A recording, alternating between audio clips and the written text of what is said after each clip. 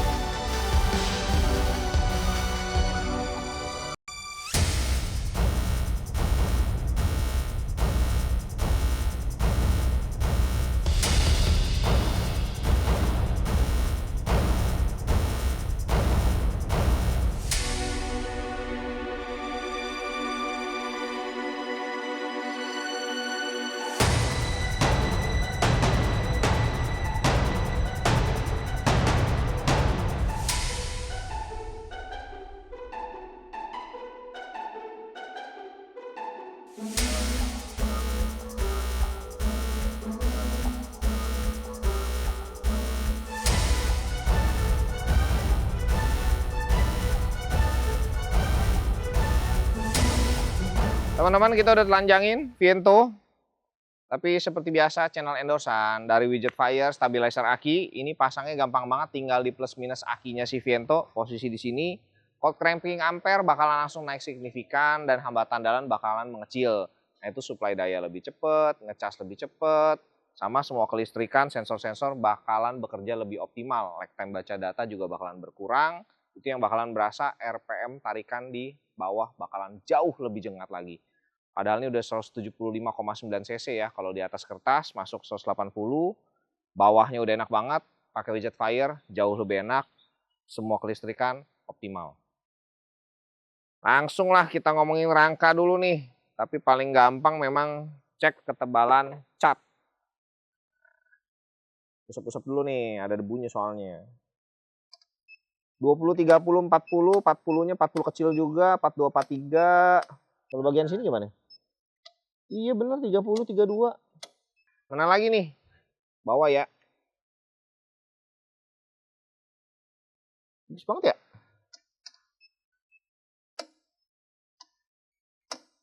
Iya bener loh. Bawah malah 20-an loh. Kurang gitu tebel lah ya catnya ya. Ini. Iya bener. 50 ke bawah bisa kita bilang. Jadi untuk cat ya memang dari warnanya juga apa tadi Mas Mimin, asal hitam aja gitu ya. Cuman lihat dari belakang sih ini sejauh jari saya masih berasa ya catnya ya gitu loh. Jadi celup juga nih. Cuman ini sayangnya nggak ada di karet tutup. Terus ini ada kayak setengah lingkaran gitu, rangkanya kayak habis di staples gitu, setengah lingkaran nih kiri kanan. Apa mungkin dari pipa panjang dipotong nih setengah lingkarannya. Terus dia punya dudukan baut juga, itu udah ada lecet-lecet juga ya dudukan bautnya nih. Tapi ini rangkanya sih gede sih, diameternya besar ini. Tuh, 4,5 cm, kiri kanan simetris. Ini sih 6 cm lebih lah ini. 6 cm pas, 60 mm, 6 cm. Bagaimana dengan ini? Apakah sama dengan yang belakang? 4,5 juga. 4,3. Jadi dari besar jadi agak kecil dia ya. Kiri kanan sama, simetris. Untuk rangka tubular ya teman-teman. Dan ini sepintas mirip-mirip kayak ya si Yamaha NMAX, Yamaha Aerox gitu loh, yang memang ada pundaknya sini. Jadi buat rangka cat tadi kurang gitu tebel ya, masih 30-an besar, 40 kecil. Bagaimana dengan las-lasannya? Ini las-lasannya juga bisa dibilang cukup rapi. Ya, tuh. Masih ada debu-debu halus.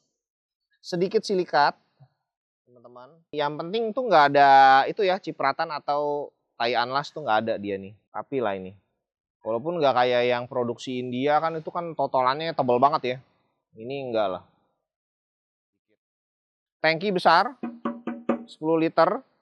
Tutupan, lalu ada buangan kalau misalnya bensinnya kelebihan. Dan ada buat uapnya juga di sini nih. Tuh. Ya, uap bensin. Ada saringannya juga, baru masuk ke si injektornya. Lari kemana nih? Ces. Wih, ngumpet ini katalitik bom-boman. Nih, baru di braided ke samping kiri, ke belakang, baru ke injektor. Ya, jadi kabel buat injektornya sudah braided. Turtle body lumayan besar, hampir 1 jengkal gua nih, kurang lebih 20 cm. Lalu ada pipa buat box filter. Nah, ini filternya. Ya, mirip kayak si PCX lokal. Jadi Verox-nya sudah ready. Teman-teman bisa beli langsung nanti Verox-nya. Linknya ada di deskripsi ya, atau cek di keranjang. Nah, ini sekring di sini karena ini memang ini aki ya, posisi sekring di sini. Tuh, komplit. Lalu ada tulisannya juga, sama ada barcode buat di scan. Dia punya part number. Wiring kabel-kabel semua di sisi sebelah kanan. Tuh. Cuman anti panas biasa ya, sampai yang kecil nih. Nah, ini soket yang biasa aja sih ini ya, nggak yang sampai yang mewah banget gitu loh nih. Soketnya biasa. Terus ada radiator, ya ini mirip-mirip lah kayak si Vario 150 juga gitu loh. Termostat, kabel selang radiator kecil di sini sama di bawah. Tuh. Nah, yang paling menarik adalah ini kita ke bawah sekalian ya. Engine mountingnya itu panjang banget dengan ayunnya. Jadi ada pipa 2 besar di sini. Antara rangka kiri kanan tubular ya, ada pipa 2. Nah, yang kedua di belakang itu baru ada besi begini. Nah, ini mountingnya di sini. Jadi dia kayak begini nih. Langsung ke blok mesin sama bak oli bawah gitu loh. Ya, reservoir nih, radiator sebelah sini, pijakan kaki kanan isinya. Nah, ini tadi ya, tempat baut juga udah ada apa? Baret-baret, lecet lah. Turtle body ini kita dari tadi sih melihat ya, dia punya sensor, dia punya turtle body atau modul-modul lainnya itu tidak ada embosan brand, tidak ada embosan merek gitu loh. Jadi semuanya polos, cuma ada tulisan buatan China, made in China gitu aja. Ya. Ini juga sama nih, sensor turtle body juga hitam polos, nggak ada brand. Turtle body juga polos, nggak ada brand. Blok mesin juga cuma ada part number doang langsung di atas. Ya, jadi kabel-kabel juga, sampai yang kabel juga kita cek tidak ada embosan brand. Nah, biasanya kan ada manufacturer mana gitu kan. Ini nggak ada. Ini semua polos. Ya, bagian belakang udah ya. Ini ada kabel buat saddle.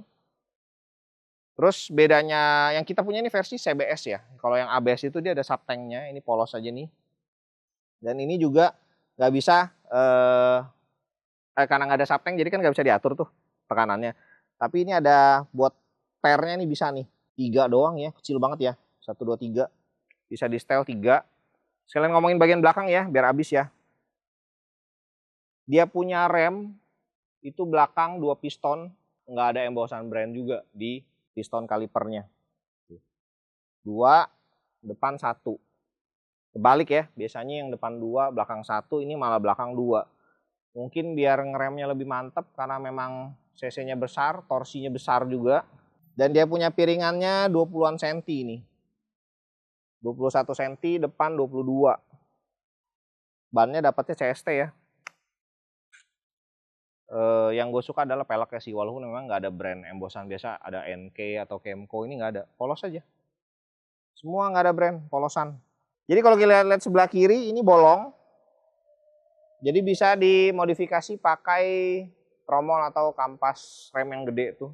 Nah ini dia punya shock breaker mirip kayak Suzuki Access nih. Jadi pegangan itu cuma ada di las kiri kanan, gitu loh. Sekarang lagi rame itu Access shock breaker patah di bagian las bawah. Spakbor belakang, lalu nih swing armnya juga tebel ya, mirip kayak Honda Vario lah inilah. Desainnya mirip-mirip tapi bentuknya aja yang berbeda gitu. Kita ke depan. Ini ada relay sebelah kiri.